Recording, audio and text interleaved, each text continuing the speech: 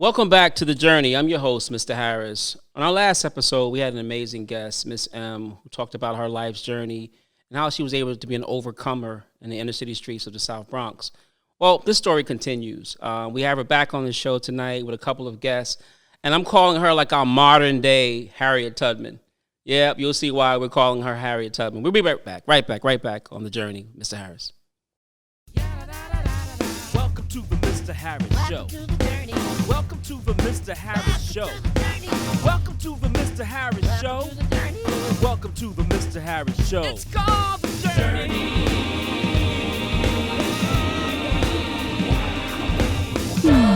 And welcome back. We're back here on The Journey. So let's get started. First of all, help me welcome our guests here today. Give them a hand, please, if we all can. And I think first thing we're going to do is get some introductions. We'll start with you since you're a repeat offender. I mean, in a good way. You're back on the show. That's right. Hey, my name is Miss M, and I am the Assistant Director at Renaissance Youth Center. Absolutely. And this is the young lady who was on the last episode, who we talked about her journey in terms of how she was able to overcome. And also joining us today, we have... My name is Stephanie. Welcome, Stephanie. And my name is Sincere. And welcome, Sincere. So, did you all grow up together? You two? Yeah. You know, both out of the Bronx. Mm-hmm. Same building? Mm-hmm. Get out of here. Yeah. So, you've known each other since I was a baby. Since a baby, and you've known each other since a baby. What is that like?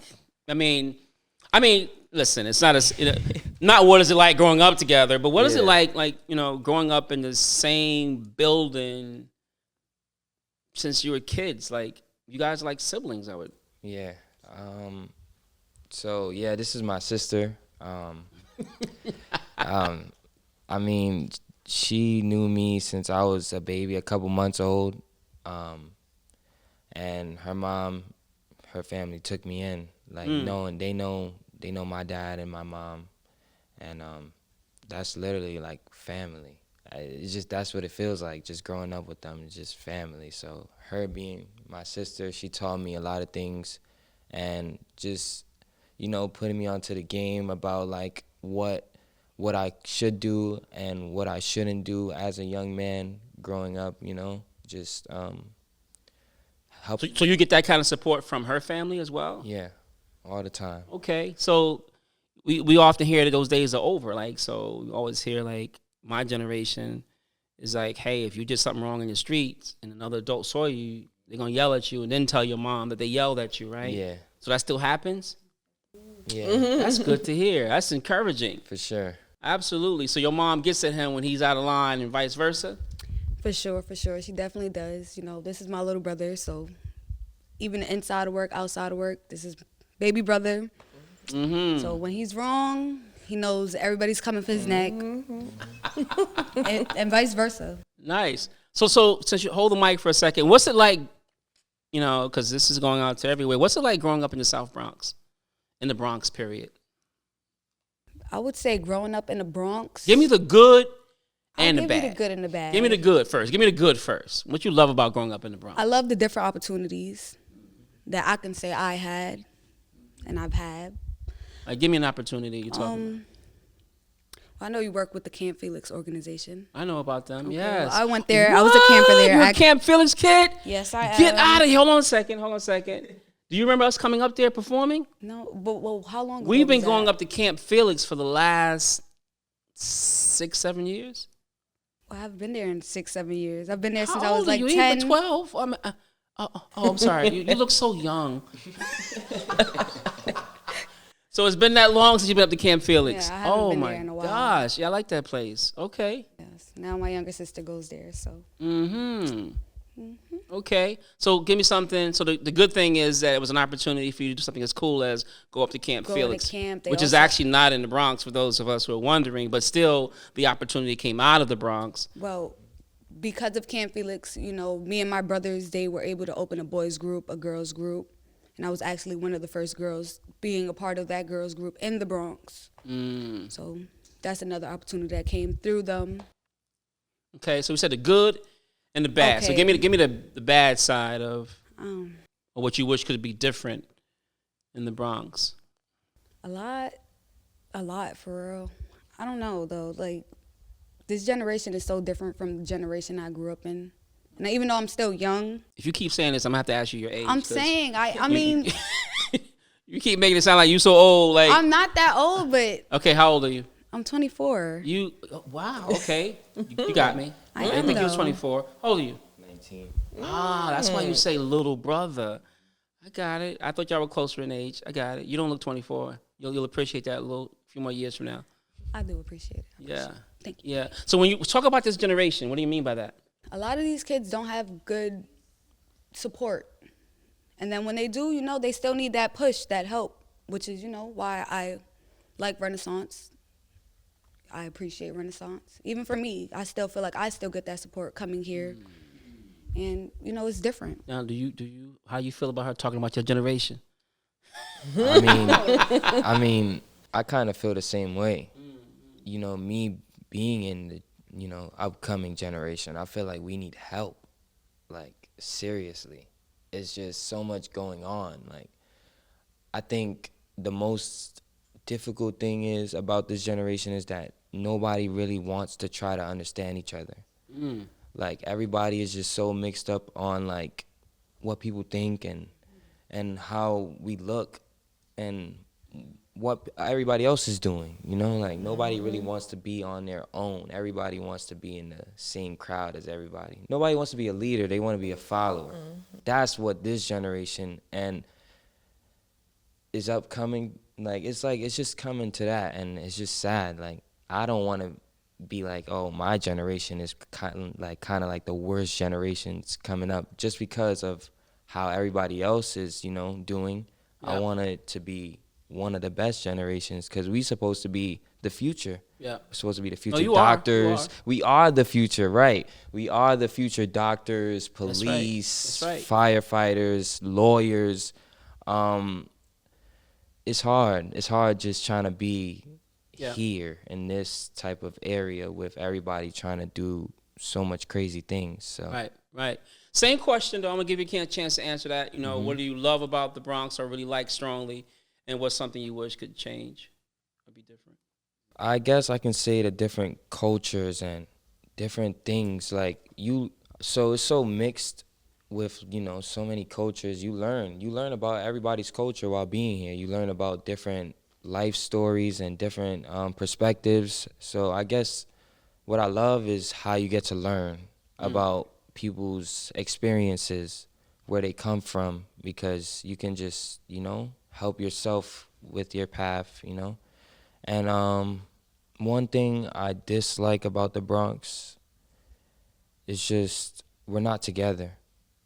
We're all over the place. Nobody wants to really, we're not a community for real.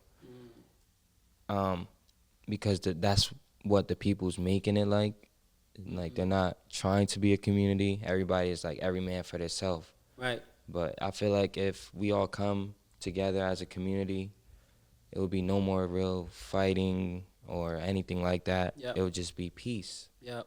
Love it, man. If everyone had your mindset, and like you said, you are the future. So if we had more young people with your mindset, this world is going to be a pretty amazing place. So I charge you this evening, you know, to start compelling others to see things that way. For sure. You know, that if we all could come together, it would be an amazing place. How did you find out about Renaissance? Actually, I was looking for something to do for the summer, and at first, you know, I was always thinking about working with kids. I worked with kids before for summer youth, and actually somebody I knew, my mom's longtime friends, came up to me. He was like, hey, I got this opportunity for you. You working with kids. I know you good with kids. I know you going to do your thing. Check it out. They good. Like, they're good for the community. They going to be good for you. Right. For those of us who don't know what summer youth is, it's called Summer Youth Employment, SYEP. It's when, you know, underneath the mayor's initiative, there's summer jobs throughout all 5 boroughs for young people. Traditionally, it's been places like camps. That's where, you know, most of the help is needed, but now it can be pretty much anything. So if you haven't signed up and you are local, you actually have run out of time. I think the SYP applications have expired, but there's Yeah. always next year. 14 to 24, I believe, is the age. How did you hear about Renaissance? I heard about Renaissance through my little brother. Ah, okay. All right. And so who's this young lady here sitting next to you? And what role does she play? This is Miss M, our boss, the director, Right. amazing person. Thank you. Now, does she also live in the building? She does. She does. Now, so she hasn't always lived in the building, based on what you guys told me, because y'all lived in it since you were born in the building. Well, I watched them grow up. You watched them grow up. So when by the time Miss M got in the building, like how old were you guys? If I got to be honest, I was rarely outside for real, for real. So when I just started seeing her, and I was like, oh, okay, that's a new face of the building. Hello, how are you? Yep. Right. One of the things that has happened, the reason why I'm calling her Harriet Tubman on this show is that, Miss M came in and had a lot of darkness in her life, things that she would like to have seen different in her life, and she has changed and she has continued to changing. I'm so proud of what she has become and what she is to become is amazing. The fact that here is someone who was pregnant at the age of 14. That journey in and of itself is unreal, and it's come from a pretty abusive background, so on and so forth. But what I loved about her is that she does not have that crab in the basket mentality. Anybody heard of that before? That analogy, crab in the basket mentality. So if you put a bunch of crabs in a basket and one crab starts to crawl out, the other crabs grab them and pull them right back down, right? And so that's how we are as people sometimes. You guys have had times where you got like some new shoes, or you got happy about some news. Maybe you got accepted. They don't know this young man is in college. Let's give it up. But I'm pretty sure everybody in the hood wasn't happy for you, and that's that crab in the basket mentality. When the time comes and you get your own car, you get your own business, everybody ain't gonna be happy for you. Mm-hmm. But what I love about Harriet Tubman here, she went back and got some other crabs and bought them out and said, hey, here's a place that helped change my life. So I want you to come experience it. I want you to experience it. And so now I think, how many people are here from your building? Well, if you count my entire family, Right, then there's right. 82 of us. But that's beautiful that's happening. So now you guys got to pave that forward. Doesn't mean that everybody works in Renaissance, but the experience that you get, you now pave that forward. So I'm going to go to you first. When you look at if I was to ask you, what is one of your big takeaways from being here that you said, hey, it's really helping me become a better person or see the world differently, what would that be? The word that comes to me, I guess, is love. I feel like Wasn't expecting that. it's not, I feel like just showing love. Like, everybody here shows love. No matter what we're going through, no matter what we're thinking at the moment, like how much stress is on our shoulders, we still should come here and show love to each other. And I feel like that's what we need. Now, that word love is used so frequently that I think its definition, first of all, it doesn't have a definition. It can be defined in multiple ways. And so I want you, first of all, as a young man, to talk about love. Right. It's like, oh, man, he went there. But what do you mean when you say we showing love? What, we kissing in the hallway? What's happening? I guess, like, having each other's backs, being there for each other, just supporting each other. Yeah. Whenever we have something on our minds that if we don't like it, we're going to tell you about it. Yep. And that's what I like. Yeah. I feel like when you show that tough love and as family, Yes, you got to be yes. family. Yes, you said it in the last episode that we were doing, that someone to support you. Mm-hmm. Not just listen, but to be there to support you. Yep. And to me, love is an action word. Right. You can't tell me you love me and you don't show it. Mm-hmm. You can't tell me you love me and I'm sitting here starving and you don't feed me. Yep. You can't tell me you love me and you see I don't have no shoes on my feet and you got multiple shoes in your closet and you don't offer me a pair of shoes. Right. Then that's not love. Right. And so one of the things I'm hoping that we can start spreading is that, like when we say we love each other, it doesn't matter if you're young, you old, you male, you female. If you're not sure, it don't matter. I got your back. Right. If I say that I love you, I got your back. Right. Right? And I'm glad that you have that as a takeaway. So now, before you pass that mic, so how do you pave that forward? How do you now, the same way she went back and grabbed somebody, now how do you at least take that love and like spread that throughout? So I have my own way of like showing my love. I use humor as like showing love. I guess like me being funny. I just like making people smile and showing people like it's okay to smile even when you're going through your worst. Yes. So I feel like for me, trying to pave that way to any other youth, the people that's trying to come here, not even just to work, but as kids trying to come here. Yep.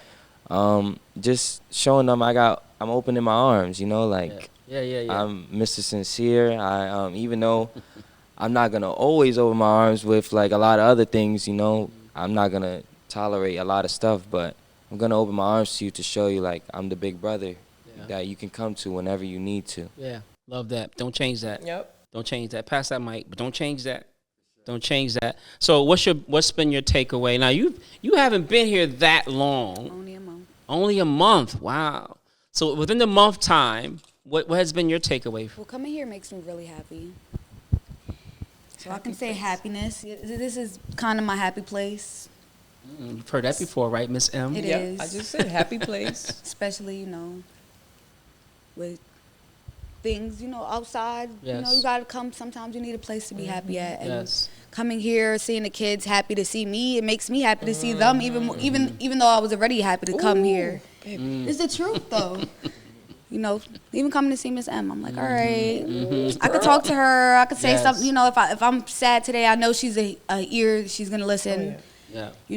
So Yep. I can say that my Yep. happy place. Yeah. I felt something when you were talking, and you guys recently experienced a loss. So recently, we lost one of our little cousins, to gun violence. He was only 17. He was gonna graduate. He was about to go to Spain.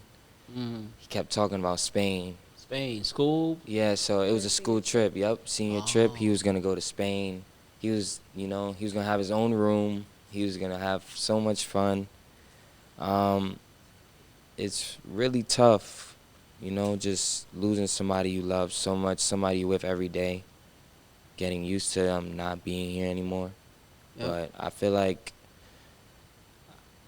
for me, I have to use them as my motivation to keep waking up every day, to Yep. keep going, to keep making people smile, because they were the ones that was making me smile. Yep. So, Now, yeah. the name. You mind sharing the name?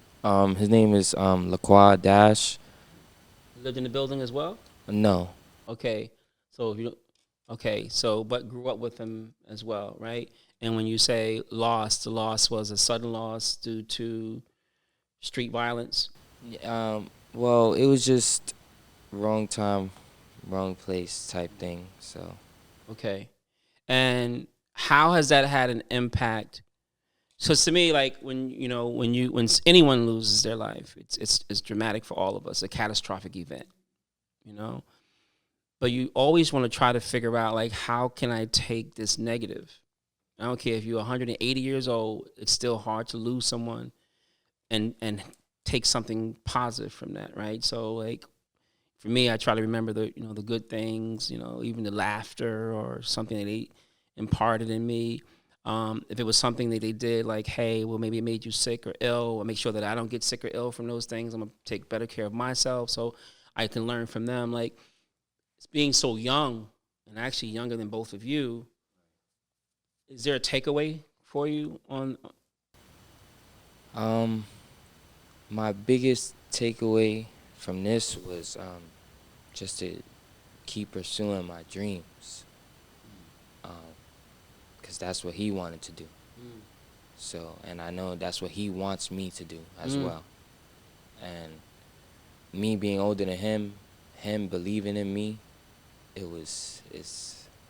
felt good. Like somebody, a lot of people believe in me, especially the people that's younger than me as well. Like kids here, they believe in me. They keep telling me, Mr. Sincere, keep going to school. Like you're gonna do it. Yes. They ask me every time, "You're a sophomore, right?" Right.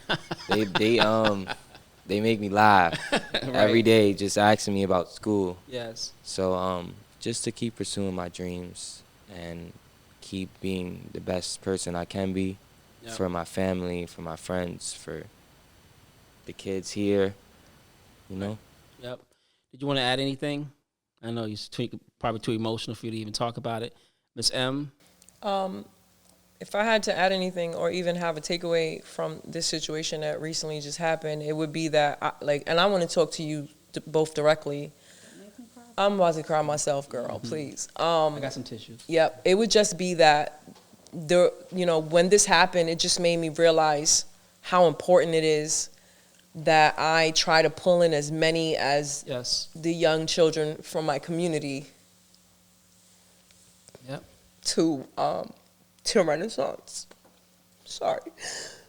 I mean, I didn't know your friend, but I think about what would have happened had one of y'all been with him in that moment, or if it was one of y'all. And I'm thankful that I was able to reach out and get you guys into Renaissance, because it makes me so nervous to think that these little kids that I watch grow up from 8 years old to not be here anymore. Yeah. And I didn't know what type of people they were until they got here and how amazing they are. I thought she was a killer. I thought she was a thug, stone cold. And she's the sweetest, most amazing, hardworking. She wants more for herself. Yes. And I have to push myself every day to make sure that I bring in as many as the youth from my community as I can because of this. Yes. Because I want them to have somewhere where they can be that's going to keep them from letting this happen again. Yep. Wrong place, wrong time. I wish I would have had him here. Yes. Because Yes. you understand what I'm saying? Like, Yes. anything I can do to save somebody, even if it's just from being at home bored, I want to save everybody. Yes. And I want you to understand why I fight so hard, and I'm always on top of y'all like Mama Bear. You got to do better. You got to be amazing. You got to be on time. It's important because I want you to be here so that I know where you are. For sure. It's important to me. And Miss M, we appreciate that. Mm. Summertime, I feel like It's going to be the best. when I started working in the summertime, it was like I was kind of nervous because I didn't want to let you down, you know? Like you told me before I even had a meeting with Miss Jeanette, before I had that interview with Miss Jeanette, Yep. like, hey, like, I have this image here that Yep. I want to keep. So if I'm bringing you here, you better do what you got to do. Yep. You told me those exact words. And you have not let me down yet. You outshining everything And that I thought you could do, boy. I'm just trying my best just to be here for you as well. And I want to say, I appreciate you for, holding Thank me you. down Thank you. and just being there for me. We need that. I appreciate that. We all need that. So no matter what our ages are, like we all are going through something.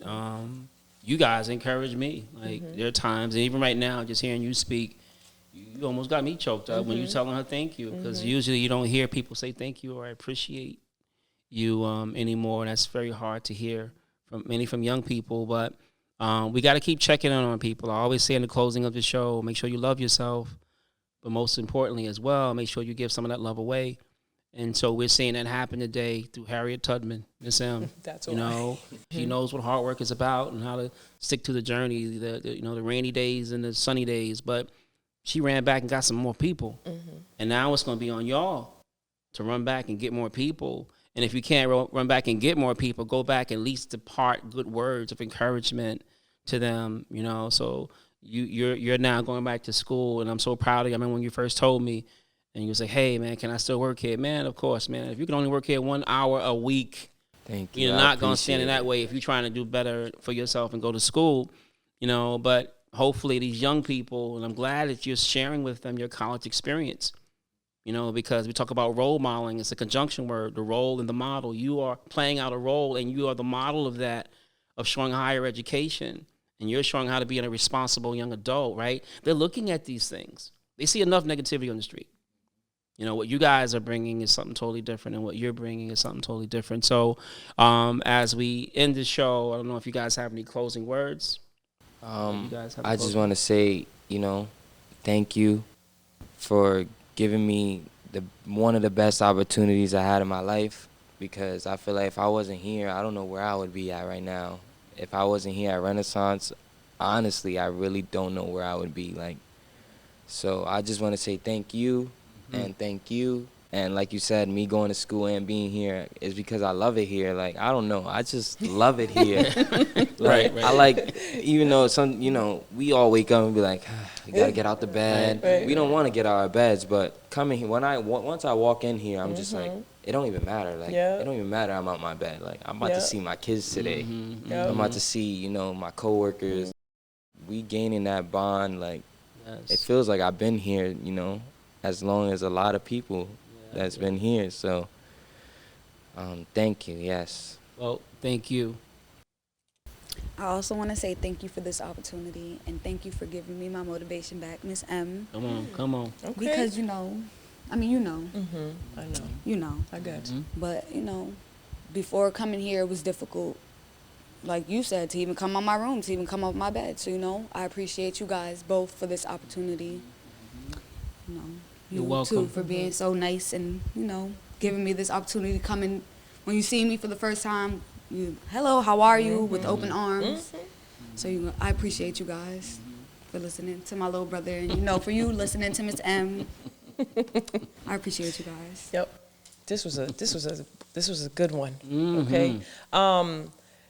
Harriet Tubman. Go out there and Yeah, that's your name now. and get your people. Yeah. Get your people and teach them that it's okay.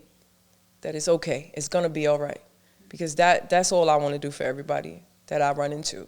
Yeah. I want to give them this experience, and I'm gonna continue to do that. I'm gonna leave my legacy right in this building. Come on. That's my plan.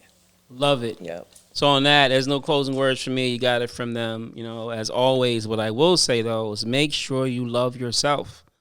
You know, and any love you have left over, there's so many people in need, right, of that. So make sure you give some of that love away.